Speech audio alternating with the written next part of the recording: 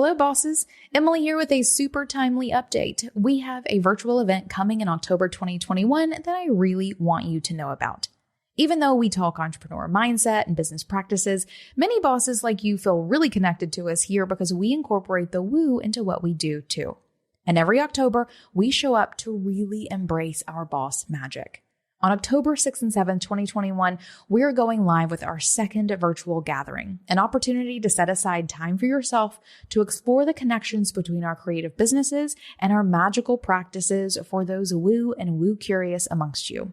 Join panels with experts in the spiritual space, workshops, and more, while hanging out and connecting with bosses who are just as gloriously weird as you. Learn more and join now by going to beingboss.club/gathering. This event is exclusive to and totally free for Clubhouse members. That's beingboss.club/gathering.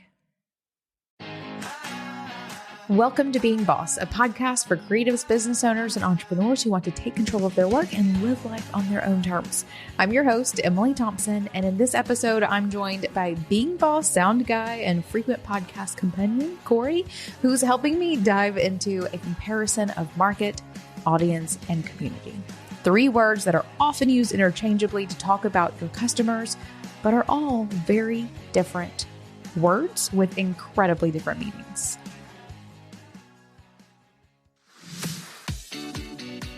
As a boss, you know that starting and scaling your business are 2 very different things, but we have to dive into both. First starting, then scaling. And you're going to need help all along the way. And since you're obviously a podcast listener, I recommend checking out the Entrepreneurs on Fire podcast as another resource to help you on your path. From episodes on getting funding to building businesses based on creative ideas, it features amazing conversations, strategies, and tools that help you tap into your entrepreneurial spirit, no matter where you are on your journey. Listen, learn, and grow with Entrepreneurs on Fire on the HubSpot Podcast Network at hubspot.com/podcast network.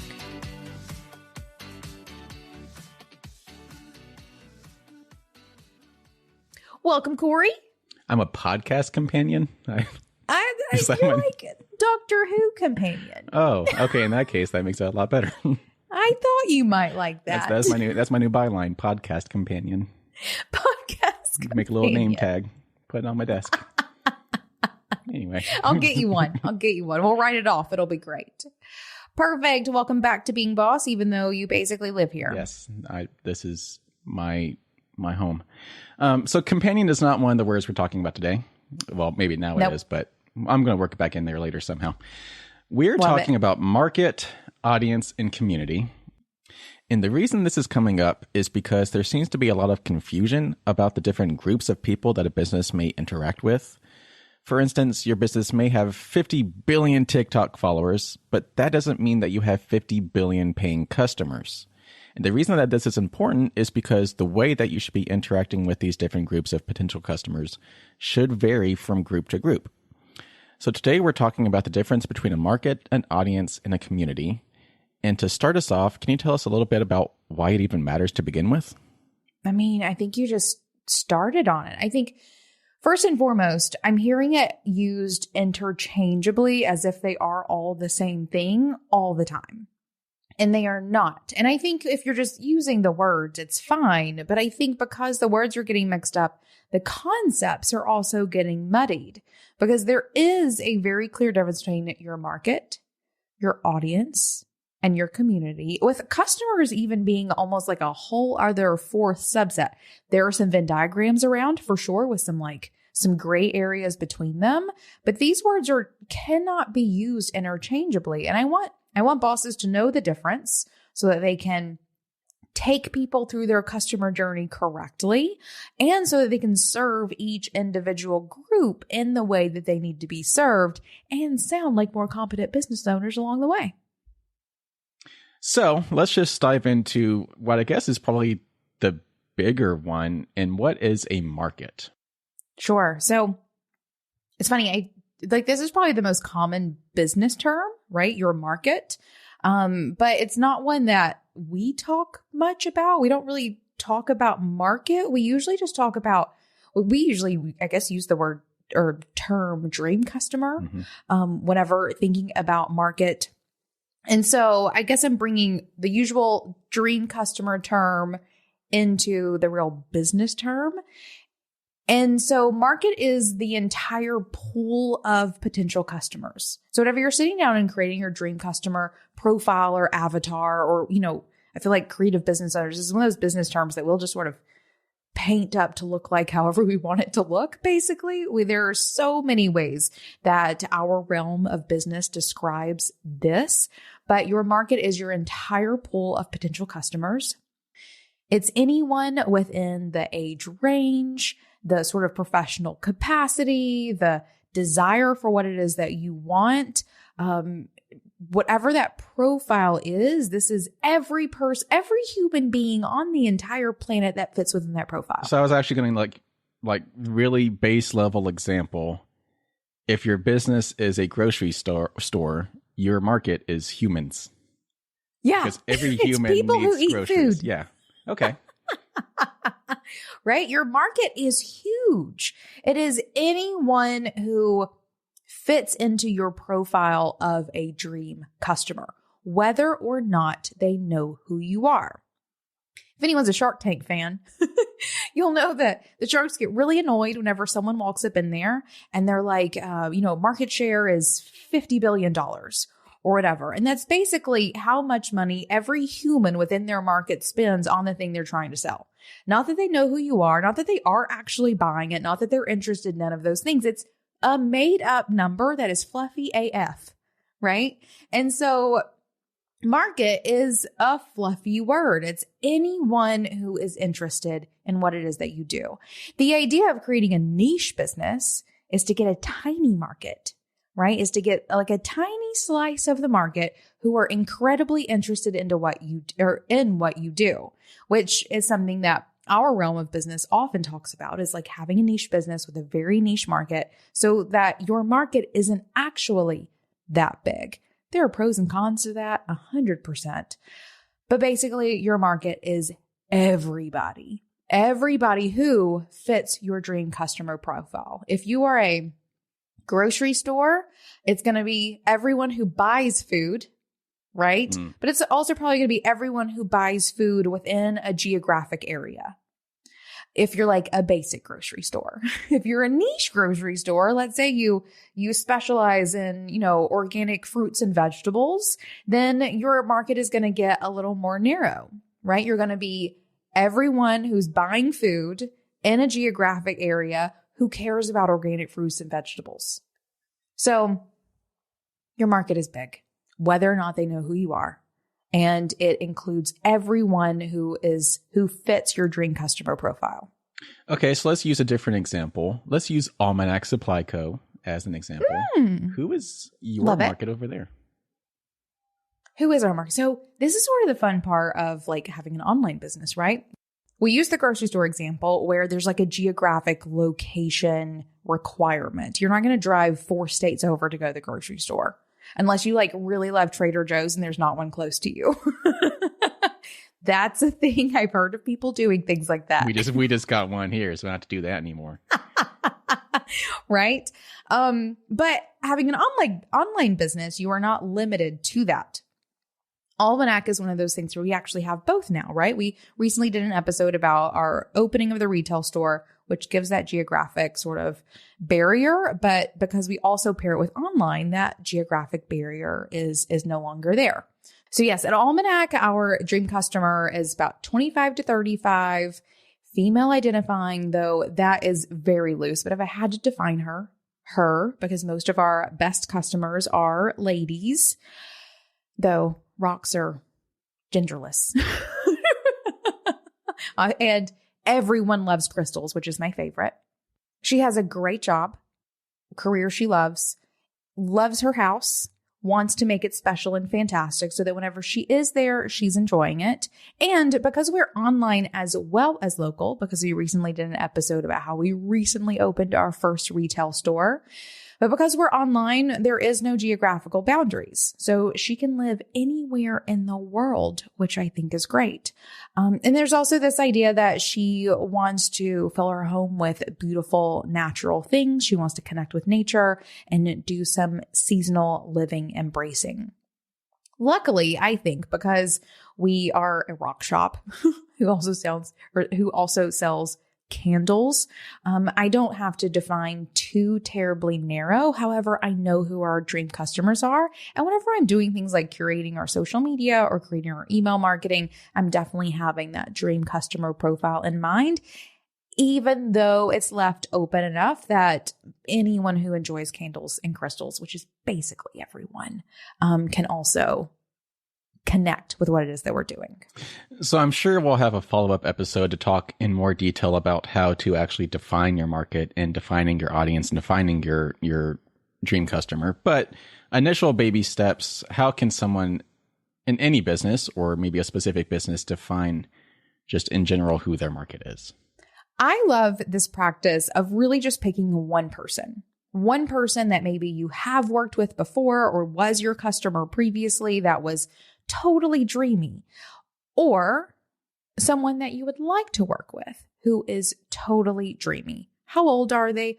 Give them a name. What is their occupation? What do they love to do? Where are they hanging out to engage with whatever it is that you are offering to this person?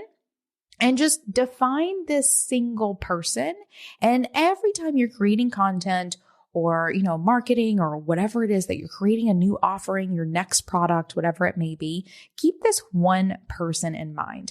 Because even though you've gotten really narrow with this single person, an entire market of people are going to identify with this person, which I think is fantastic. So that's my little practice, is just pick one person and define her. Make her the dreamiest her. Make this person the dreamiest person that you could ever imagine coming into your business and being a customer, and let that inform everything that you're doing.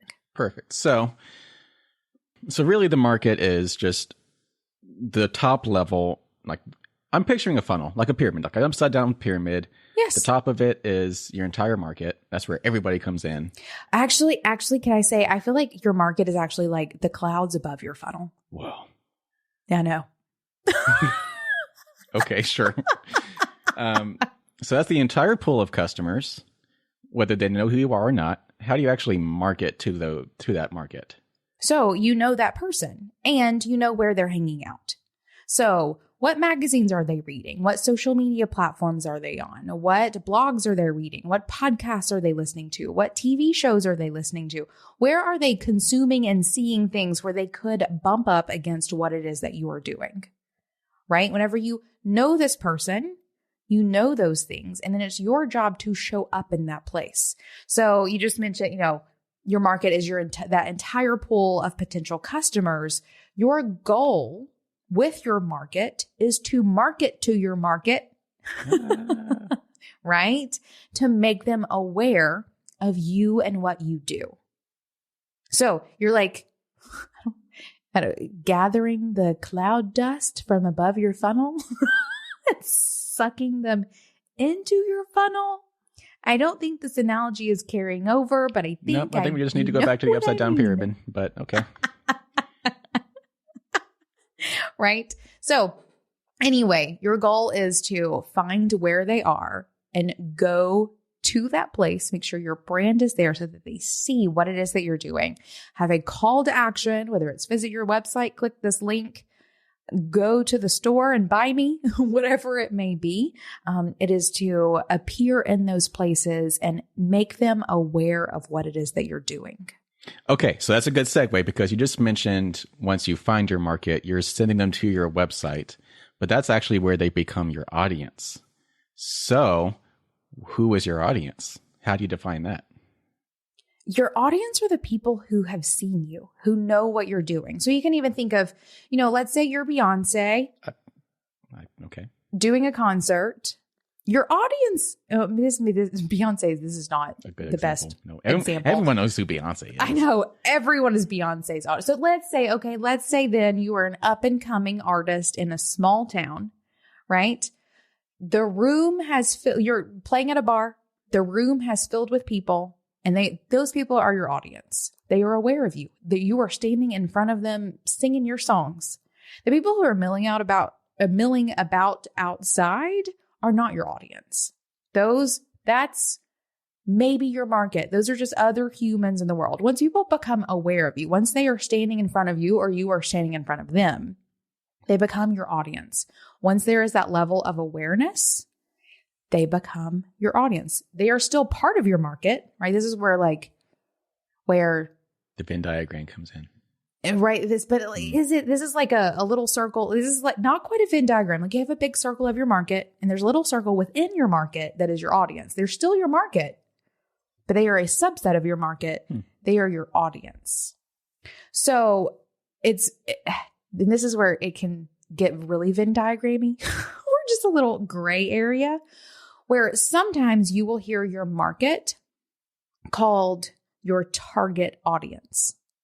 These are sort of the audience that you want to target, but once they're targeted, they're just your audience. Does that make sense? What? I know, right? This is where some like business jargon gets a little confusing. Okay, so we have big top level market. We have also sometimes known as your target audience. Oh my God. Yes. Sometimes it's called your target audience. It doesn't mean they know about you, but they are the people in your audience that you are targeting with your marketing. Oh my gosh. Guys, pay attention. This is get out a piece of paper and a pencil. Yes. So you have big top level market / target audience. That's who you want to be your audience. Okay, I'm with you. Yep. And then you drop down a level and that's who your actual audience is. Yes. So you drop the target. Okay. You're just the audience. You got them. Okay. They at least know who you are. So big circle got smaller. Okay. Big circle totally got smaller. And so you have and if we can go back to market, target, audience, right? Sort of one thing. And then you have your audience, which is no longer target. They've been targeted. Now they know about you. They're the audience. They're on the hook. I see this. They're on the hook. This is your usable audience. These are the people who at least on some level know who you are and what it is that you're doing. I think the most usable sort of subset of your audience are the people who are consistently tapped into what you're doing. So technically your audience is just like anyone who's sort of aware of you. Like if you are Casper Mattress with an ad on the subway in New York, right? Then your entire audience is anyone who's on that subway looking at your ad.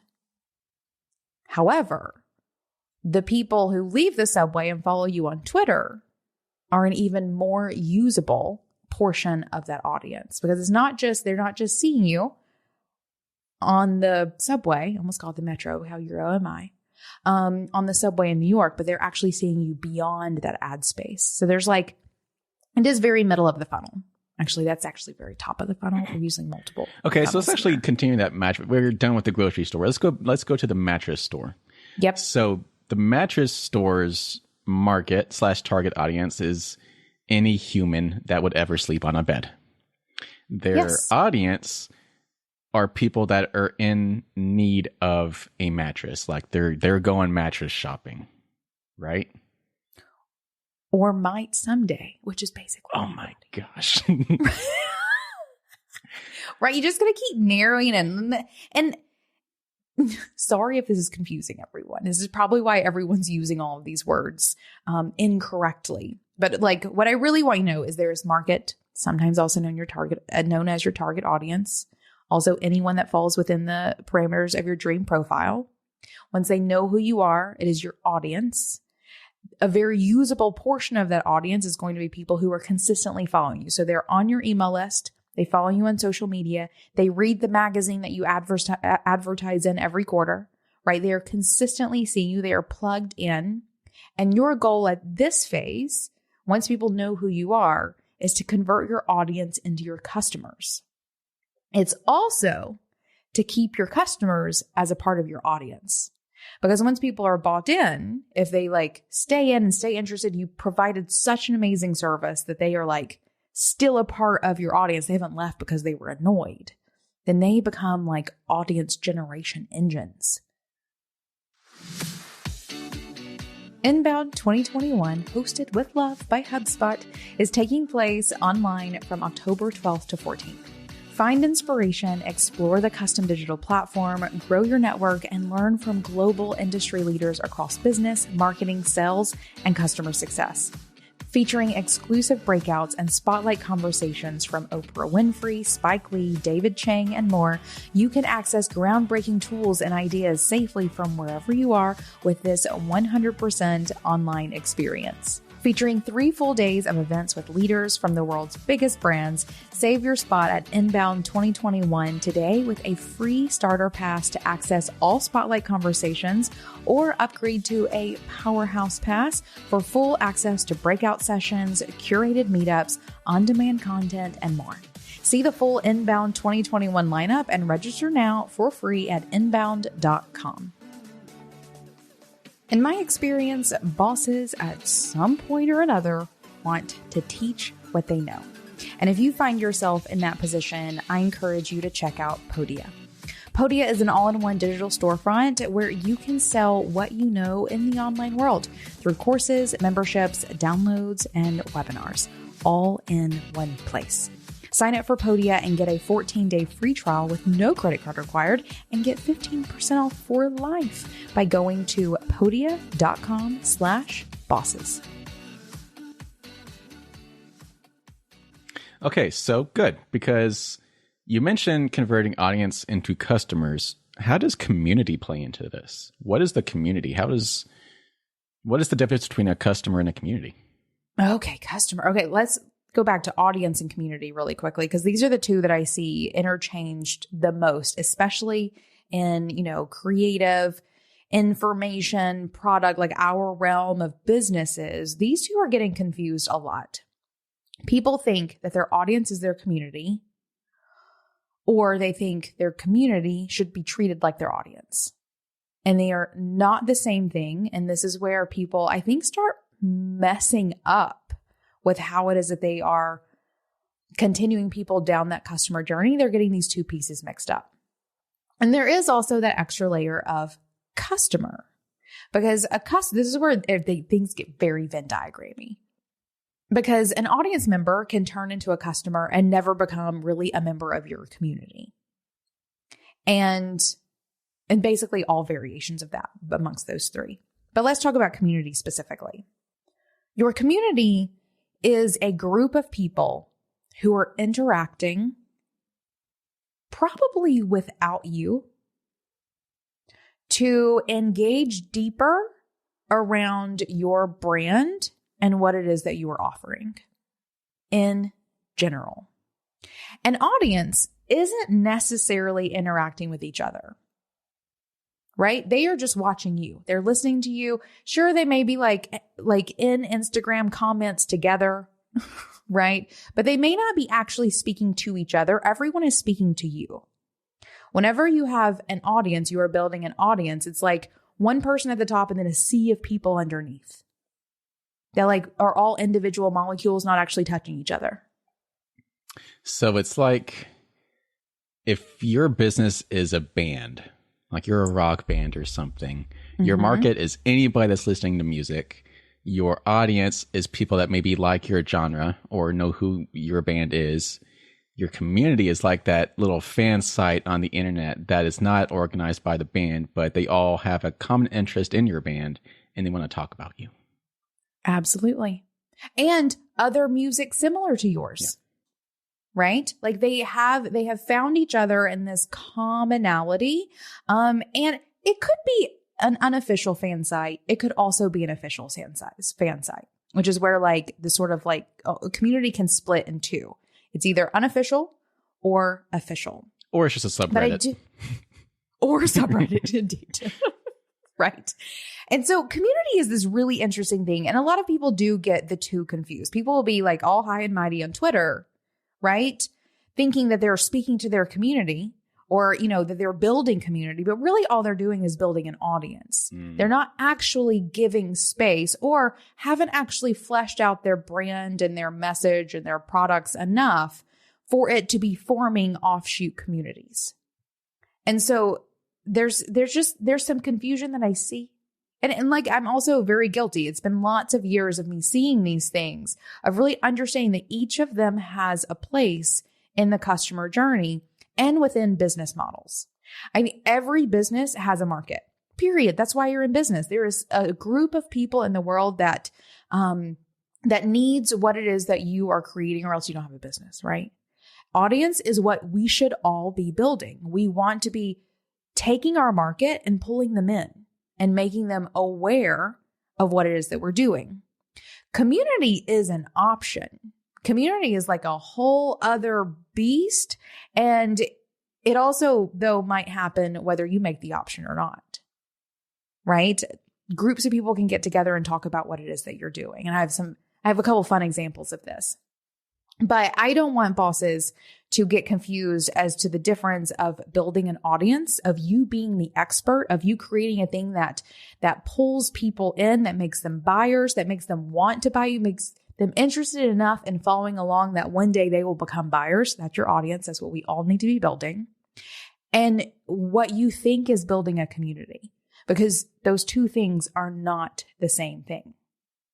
So I want to share an example of like unofficial community and then share sort of official community. An unofficial community actually this is a fun one. So I think I've mentioned around here maybe at some point that my little family and I recently all invested in skates. Yes. Yeah. I remember that story vividly. It's so much fun.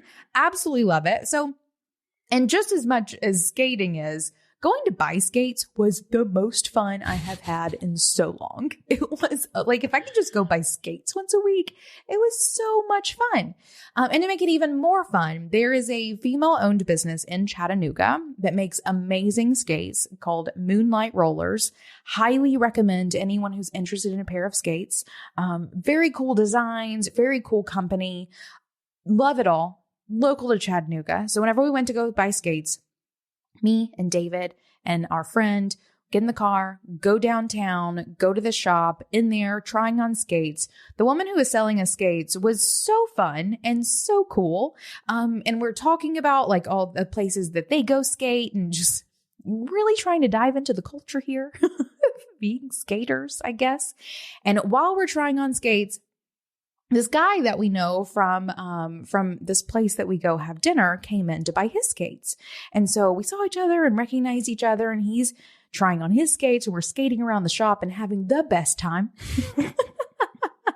And afterwards, we're like, okay, we have skates. What are we going to go do now? Let's go skating. So we decide to wait, with this random guy you just met? With this random guy. Okay. Well, we mentioned that we're going to go skates. He's like, can I come? And we're like, of course you can. So we put him in the car. We drive to the office. And as we're leaving, though, we tell the woman who was selling us the skates, whenever you get off work, come skating with us. And she's like, okay, maybe. We'll see. So we show up here. We're in the parking lot at work. No one's here. We like strapping on our skates, skating around circles in the parking lot, having the best time.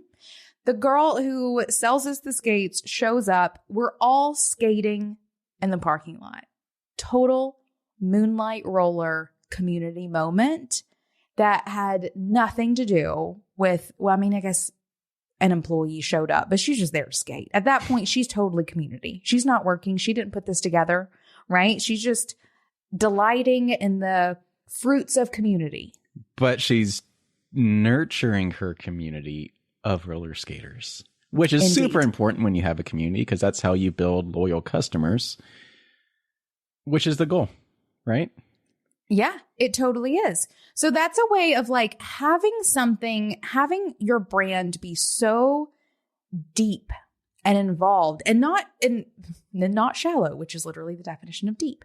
But this idea that there is like a whole ethos that goes into it, that like it makes people interested in talking more about it, of diving into it, of taking the next steps, of doing these things, that they get together to do it together. Like they see each other like, oh, you're a Moonlight Roller skater, right? And you're like, oh, where do you skate? What nights do you go? I'll see you there. Like you start making these plans. And guys, we've gotten together a couple of times to skate, like total offshoot community happening here.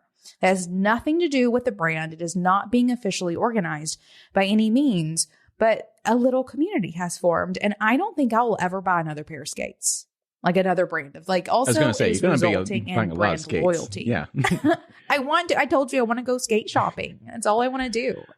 So this community happened organically. Yes. Which is one way to build a community, but you can also build a community purposely. Do you want to talk about that? Absolutely. So another example of this, and I'll use Moonlight Rollers again, is every month they do skate nights at a couple of different places. So they are actually showing up to organize things that have the local skate community showing up to skate together. So we can expand our sort of unofficial communities. This is also obviously something that we've done at Being Boss. We talk about this all the time. We have the Being Boss community, but I will say we started the community. We started our organized official community because it was happening without us before we even had it. And here's sort of like how this evolves. Oftentimes, unofficial communities will begin forming, people connecting with each other. Like that is what a community is. A community is not a whole bunch of one-offs connecting with one person. That is audience. A community happens when people start connecting with each other. And so early on, people were connecting with each other or wanted to connect with each other and didn't know how to get started. So Being Boss started the Facebook group back in the day, and people started connecting with each other. And even now, though, I'll often get photos of small groups of bosses who are building communities, sort of offshoot communities on their own. They may be official members of the official Being Boss community, but they're bringing in people who aren't, or maybe they're not at all. And I think that's awesome too. They are facilitating these community moments all on their own. We built not really the framework, but the ethos under which they come together. Moonlight Rollers has created the ethos under which we get together and skate. There's like cool disco theme happening there. So there's always like skate dancing is totally a thing. Most of their skates are named after crystals. So we're talking about rocks, right? Like there is a whole depth of brand. Moonlight Rollers. They are not sponsoring this literally at all, though I do hope to get the founder on the podcast one day. I would love to meet her and chat with her. And then same thing at Being Boss. We have created a whole ethos, like this whole way of thinking and being and doing business and living your life and all of those things that people want to get connected to talk about.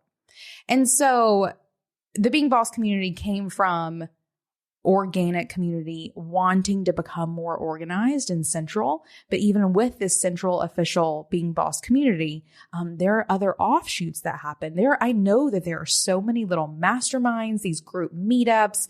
Not too terribly long ago, I guess it was like mid-year 2021, I got a photo from a boss who got together with another boss to do CEO Day kit together. Like there are things happening without us facilitating them, but it also resulted in us recognizing that we had an amazing opportunity to create this community for our bosses. So organic and very purposefully created community. But the goal of having a community is not necessarily to convert them into customers. Ooh, what do you mean? That's the goal of the audience. The goal of the community is to simply nurture them. Maybe that results in them being customers. And there is this great side effect that it keeps them usually as customers, right? And creates brand loyalty. I'm not going to buy anybody else's roller skates, y'all. It's just probably never going to happen. It is to nurture them so that they are supporting your business in ways that are significantly greater than just a one-off purchase. And I think that's the piece that is the resulting piece that makes me sort of snarl my nose when people start getting audience and community mixed up. Because oftentimes what they're doing is just selling to their community. And they are missing amazing opportunities that are so much better than a one-off sell. You nurture your community. You sell to your audience. Okay, so with that in mind, you actually mentioned the Being Boss community. And we've realized that nurturing your community is super important because it is. And we just made some shifts. I almost said so many different bad things right there. We just made some shifts in how we actually structure our community. Do you want to talk about that? Yes. Yes. And that wasn't necessarily the purpose of this podcast, but it is timely. It's a shameless plug right here. Right. This is incredibly shameless. Shamefully shameless. Shamelessly no shame at shameful. All. We are proud of it. Interesting. So we did actually decide to take the Being Boss community free. Period. Because we wanted more opportunities to nurture. And that meant removing the barrier of entry to join the community. And just to be very clear, the Being Boss community is still very much so for people who run businesses. So if you were looking to start a business, probably not going to be the best place for you necessarily, unless you're like literally starting it right now. But if you're thinking about it, this is not your place. But if you are in it, if you are doing it, we wanted you to be able to just show up and do it. No barrier to entry, no question. Come check us out, all of those things. And let us nurture you. Because we have found so many examples of amazing things that have happened when bosses get together to do things. And sort of here's another piece about community that I really want to point out and why it's so important to understand the difference here is because when you're building an audience, it is about you, right? It's about you explaining to your audience why it matters, who you are, why they should invest in what you're doing, why they should buy the thing, maybe even why they should tell other people about you a bit, right? Audience is about you. It's you getting them to like you, more or less, to buy you and what you're doing. You're encouraging people to like you. Yeah, you're talking them into liking you. I mean, isn't that what marketing is, basically? True. Right? A community is not about you. Your community is about the members of your community. Free, paid, it doesn't matter. It is not about you. And so we wanted to give bosses a more open opportunity to get together and connect with each other, period. We do still have a membership community, like a separate sort of next tier, and that's the Clubhouse. The Clubhouse has always been our paid community tier. We started the first iteration of the Clubhouse probably 5 years ago at this point, 4 or 5 years ago. So we have opted as a part of our business model to have a paid community, but even that's like a diversion from community. If Moonlight Rollers was to open like a membership community, I'm probably not going to join it. Like I'm not that hardcore in it. I will be there. I will be a customer. I will go to some events. I will occasionally pay for a one-off event for sure. But if it were a membership community, like if I had to pay a monthly fee to buy their skates and wear them, don't know if I'd do it. So a paid membership community is not a given part of any business's model. And I think like that's really the thing I want to get here, because oftentimes as business trends come and go, I see the swarm of boss businesses adopt trend after trend after trend. And I see boss business drop trend after trend after trend because they didn't think about the true implications of adopting that trend. And so many people are seeing membership communities, paid membership communities, as like just the obvious next step, when I'm telling you right now it's a trend and not for everyone's business model. At Being Boss, it's almost always been a part of our business. Like it is our business model. We built this business to have that model, not necessarily to build something else and then add it to the model later. Now, if Moonlight Roller, and it feels kind of bad to like use grocery stores. Can we go back to grocery? Yep. No, that's probably not a really great mattress stores. I don't know how to work that one in that fast. I'm sure they have grocery stores have memberships where you get like discounts if you're a loyal customer or something. And right, but they all hang out together. That is membership. That's not membership community. Because remember, community is about giving people access to connect to each other. And I do have like a paid membership to grocery store delivery app, right? Like I have one. Like if you really, recurring revenue is not the same as having a membership community. All membership communities are recurring revenue, but not all recurring revenue is paid membership communities. Whoa. Right. So I want to share all of this because I see people using all of these terms interchangeably. Right. And as you can see, like they are all parts of each other. They sort of like either offshoot or are a portion within the whole or whatever it may be, but these are not all the same thing. And I want everyone to truly recognize that and see where each of these parts fits within their business model. And know that if community is something that you want to build, it is not about you. It's about your community members like connecting and learning and engaging with each other. And community does not have to be paid. You can nurture a community and get so many things out of it without making them pay for a paid membership community.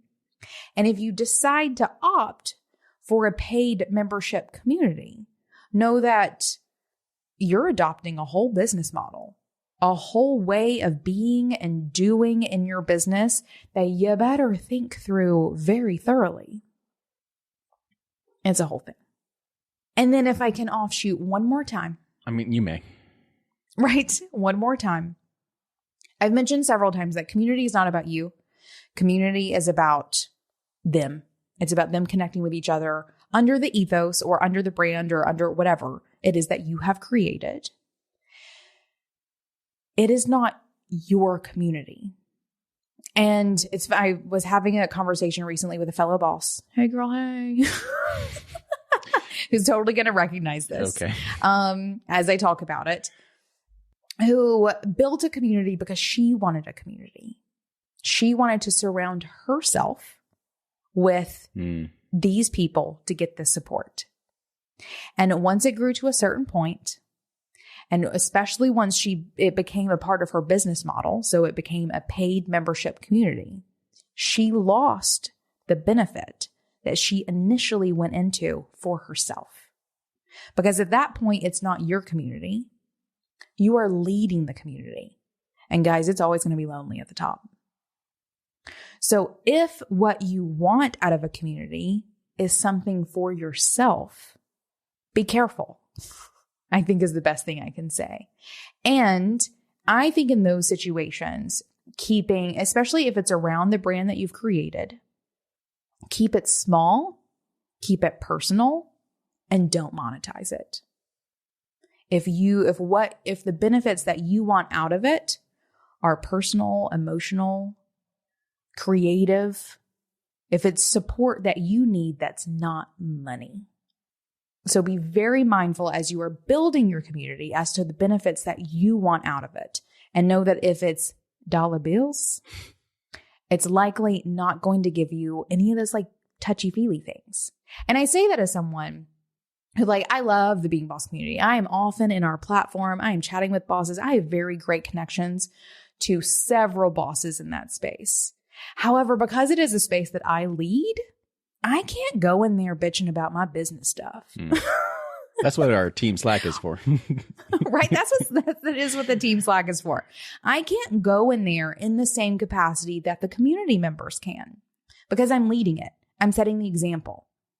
Right. And so it's something that I had to settle in with long ago, that I had to create sort of personal, small communities that were a little bit separate from that space for me as the leader of that space.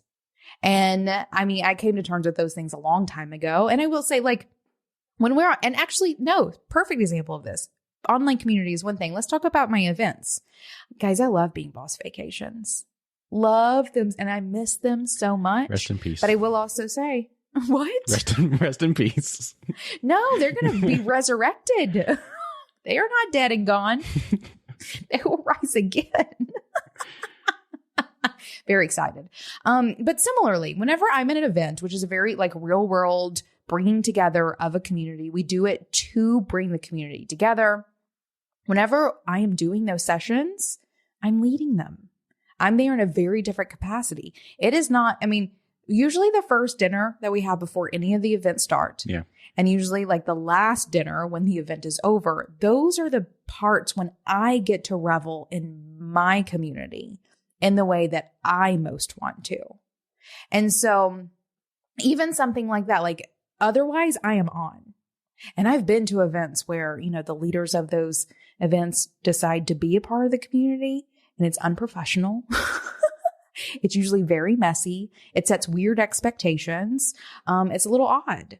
And so even those things. So whenever I'm looking for my boss vacations, my personal boss vacations, it's me and Kathleen running off to the woods, yep. Right? Or me getting together with small groups of people. Otherwise, what is it? I don't shit where I sleep. Is that the same? That's a really, really bad one.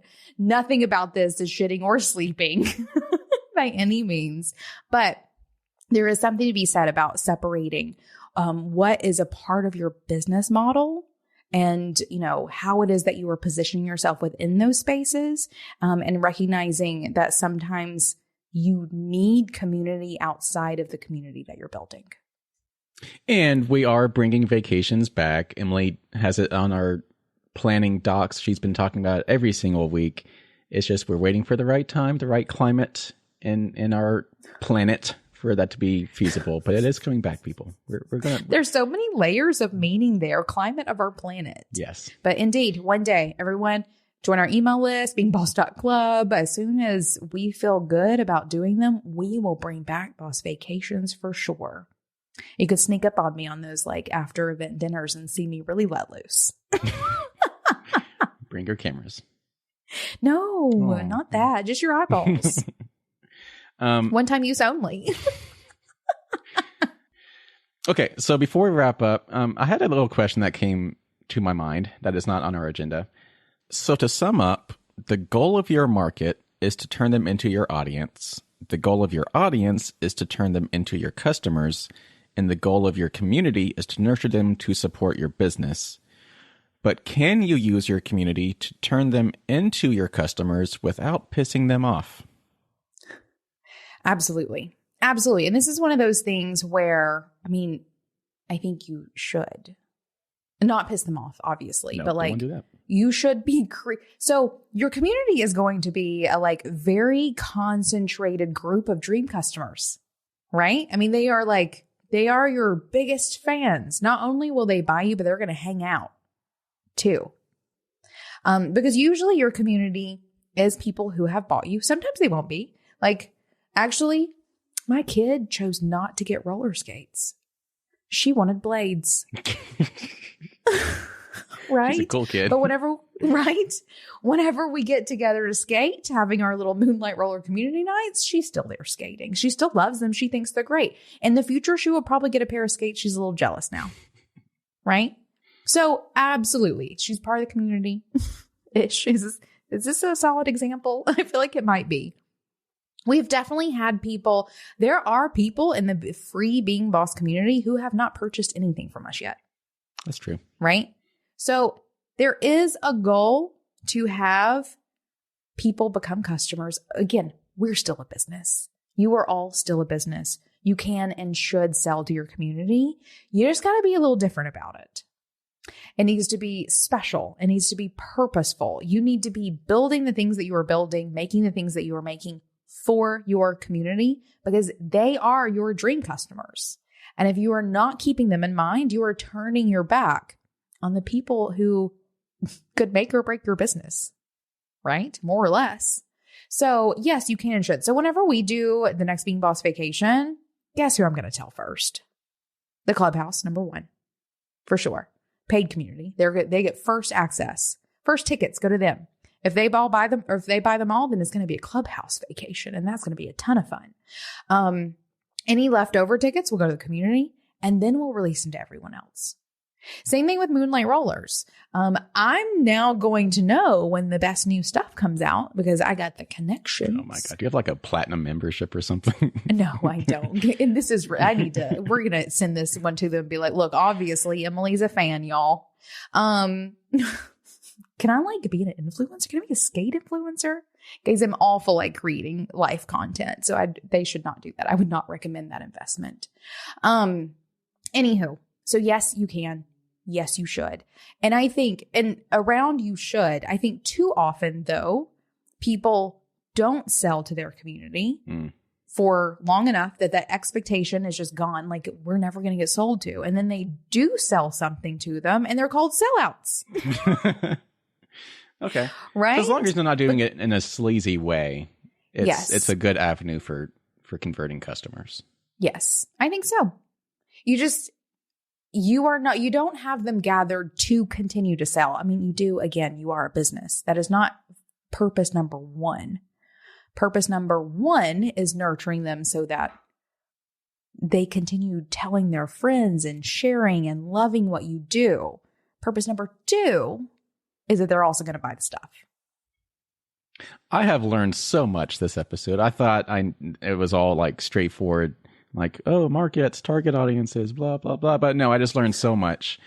So my takeaway is that whether I'm picturing it as a pyramid or clouds or a Venn diagram or just a bunch of bubbles, market is big, audience is small, community is what you like. You're hugging them and they love you. And yeah. And there's customers all throughout that somewhere. Indeed. Customers are peppered. I mean, I guess customers are peppered for sure. For sure. More highly concentrated in your community, mostly coming from your audience.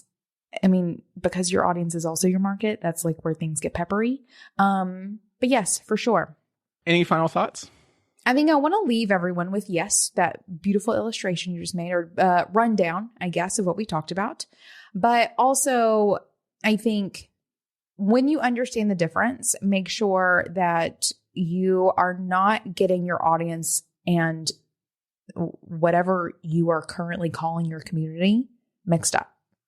They are not the same thing. Your audience is not your community. Your community is your audience. At least a small portion of it. I know. Just no, that's like a bubble in a bubble. But also don't make the mistake of monetizing your audience. That's just called selling what you do. Not making a paid membership for people who were just interested in your business in general. You actually have to build a community and should have some organic community things happening first before you jump into some sort of paid membership community situation. And then also, do not make the mistake that your community really has anything to do with you. It is built from your brand, but your community is about the people in your community. You can think of it like, this is not your community. This is their community. And you are here to serve them within the context of their community. If it's an official, like organized community situation. Otherwise, you also just sort of have to let go of organic community that you have. I remember Kathleen and I having some conversations really early on, almost like freaking out that we were losing handle on our brand, on how our brand was going to be translated and used and all of those things whenever people did their own Facebook groups or did their own meetups or whatever it may be. And it took us a long time to get to a place of understanding and acceptance that is the beauty of community. It grows far beyond you and your control over anything. This is also why you should probably have a trademark, but that's a whole other conversation. Right? So anyway, those are my takeaways. Beautiful rundown structure. Know the difference. Use them appropriately. Build and nurture them appropriately.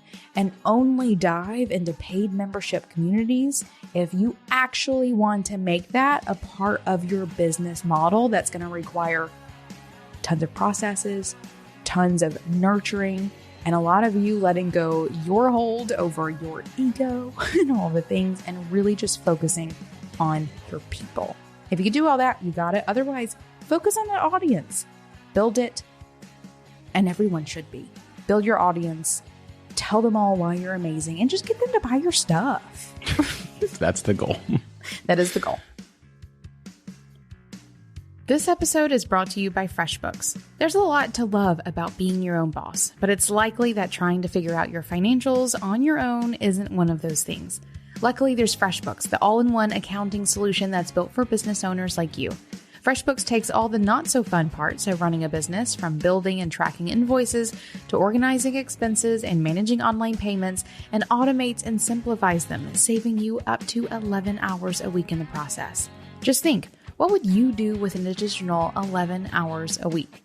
Try FreshBooks for free for 30 days, no credit card required. Go to freshbooks.com/beingboss and enter Being Boss in the How Did You Hear About Us section. And until next time, do the work, be boss. Yeah.